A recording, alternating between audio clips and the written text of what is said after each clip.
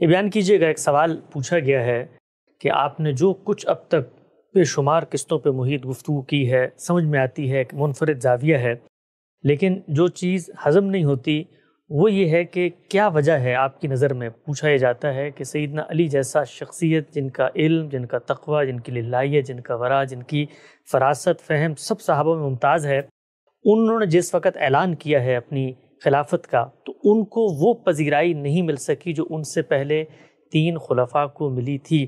اس کی آپ کے نزدیک وجوہات کیا ہیں؟ یہ سوال مجھ سے پوچھنے کا نہیں ہے، یہ اس زمانے کے لوگوں سے پوچھنے کا۔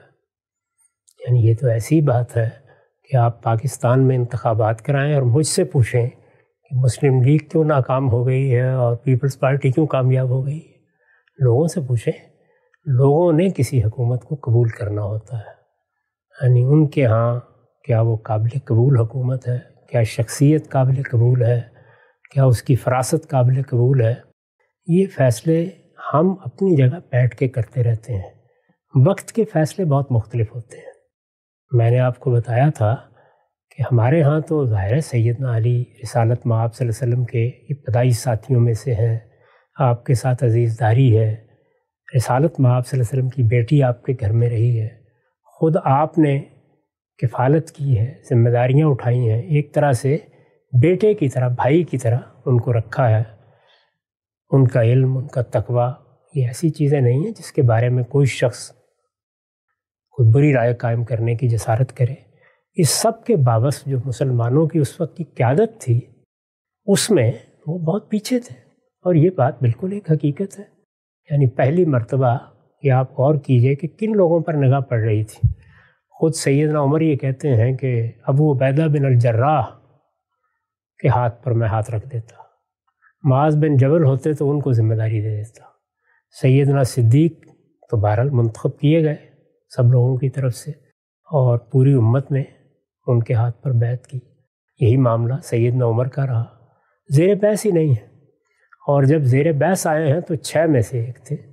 تو اس لیے یہ باہر بیٹھ کر جو آراء ہم قائم کرتے ہیں وہ ہمیں حق ہے، ہم کسی شخصیت کو بہت غیر معمولی قرار دے سکتے ہیں، لیکن یہ تو وقت پر لوگوں نے فیصلہ کرنا ہوتا ہے۔ ان کا فیصلہ جو کچھ تھا وہ تاریخ میں ثبت ہو گیا، اس پر مجھے تبصرہ کرنے کی کیوں ضرورت ہے؟ اچھا صاحب، لوگوں نے فیصلہ کرنا ہے، لوگوں کے سامنے آپشن تھے، ان آپشن میں سے ایک سیدنا علی کا بھی آپشن تھا۔ آپ اپنے فہم، فراست، علم، تقوی، ورع، للہیت سب میں ممتاز نظر آتے ہیں۔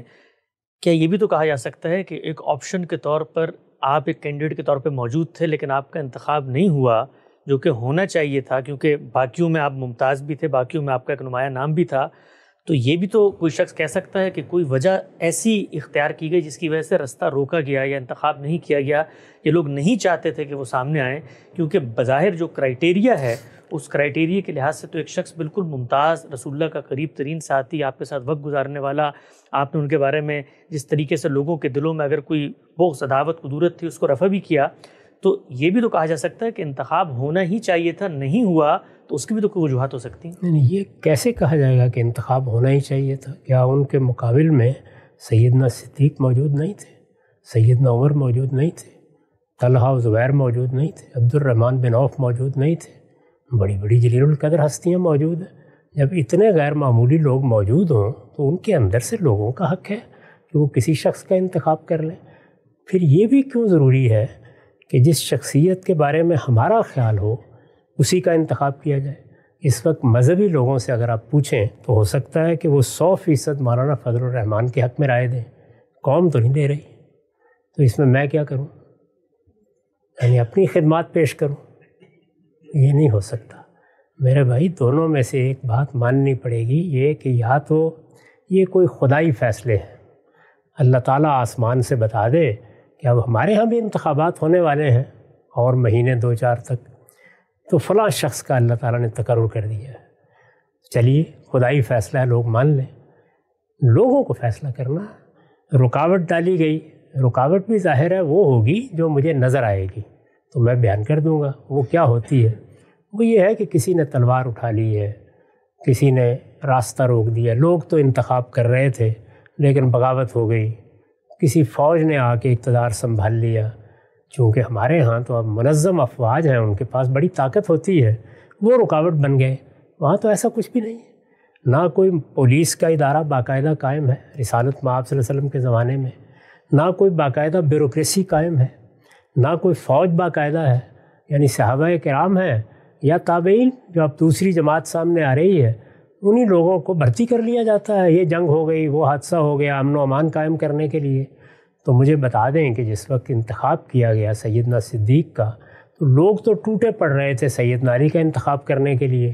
تو پھر کیا کوئی کارروائی کی گئی وہاں پر مسجد میں یا باہر یا مدینہ میں؟ ایسا کچھ بھی نہیں ہوا. لوگوں نے فیصلہ کیا اور اکثریت کی بنیاد پر سیدنا صدیق نے اقتدار سنبھال لیا. ان کے بارے میں پہلے ایک رائے ثقیفہ بنی ساعدہ میں سیدنا عمر جیسی بڑی شخصیت نے قائم کی اور اس اعتماد پر قائم کی. وہ خود بیان کرتے ہیں کہ ہمارے درمیان وہ ایک ایسی شخصیت تھے کہ تختہ لانا کل ہے، ان کے سامنے سب کی گردن جھک جاتی تھی. یہ فیصلہ تو اس وقت کے لوگوں کو کرنا تھا، اس میں بیٹھ کے کیسے رائے دے سکتا ہوں؟ میرے سامنے تو کوئی ظاہر میں صورت آئے کہ میں دیکھوں کہ سیدنا علی کا انتخاب کر لیا تھا صحابہ کرام نے، مسجد میں بیٹھ کر ثقیفہ سے آ کے ان لوگوں نے باقاعدہ ایک لشکر بھرتی کیا اور مار دھاڑ کر کے انہوں نے معزول کر دیا. تو تب تو میں یہ بات کرتا اچھا لگتا ہوں کہ لوگوں کا فیصلہ تھا، انہوں نے فیصلہ کر لیا. مان لیجئے نا کہ اللہ تعالیٰ کے پیغمبر نے بھی دو ہی راستے بتائے ہیں. خدا تقرر کرے گا جیسے اس نے طالوت کا تقرر کیا، داؤد و سلیمان کا تقرر کیا، اور یا لوگ تقرر کریں گے امرہم شورا بینہم. تو اسی اصول پر تقرر ہو گیا اور تقرر کو لوگوں نے قبول کیا. خود سیدنا علی نے قبول کیا.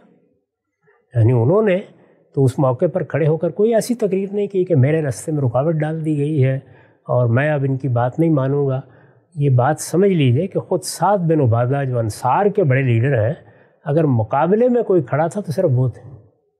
بکر کے اس زمانے سیدنا صدیق کے مقابلے میں اگر کسی شخص نے اپنی عمارت کی دعوت دی تو وہ انصار کے بڑے لیڈر اور بڑے رہنما سعد بن عبادہ تھے. انہوں نے بیعت نہیں کی. یعنی آپ اندازہ کیجئے کہ وہ چونکہ اپنے آپ کو حق سمجھتے تھے، ان کا خیال تھا. دیکھیے ان کا مقدمہ کیا تھا. رسول اللہ صلی اللہ علیہ وسلم کو مہاجرین نے تو نکال دیا تھا، مکے سے نکال دیا، ہجرت کرنا پڑی. وہ سمجھتے تھے ہم نے پناہ دی، ہم آپ کے ساتھی بنے، اور انصار ہی کو مدینے میں بڑی طاقت بھی حاصل ہے.